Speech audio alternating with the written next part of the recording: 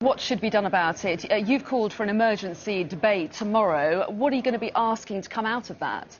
I think there needs to be a judge-led public inquiry because we need to get to the bottom of two things. First of all, what actually happened at the News of the World? What was the full scale of the criminality and the dark arts, some of which may have been criminal, some of which may not have been? What was the full extent of that?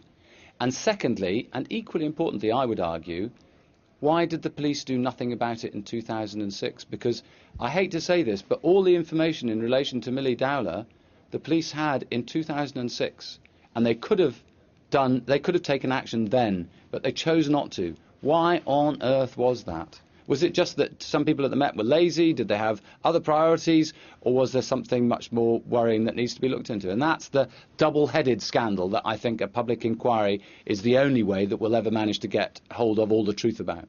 Both Ed Miliband and Nick Clegg have talked about looking at a public inquiry after a police probe. Are you satisfied that the police investigation should go ahead before any kind of inquiry starts? Well, what I would do is I would say, let's set up the inquiry, but it would adjourn immediately, so that it wouldn't get in the way of the investigation, but it would always be a sword of Damocles, as it were, hanging over the police investigation, saying, come on, have you finished yet? Have you finished yet? Have you finished yet?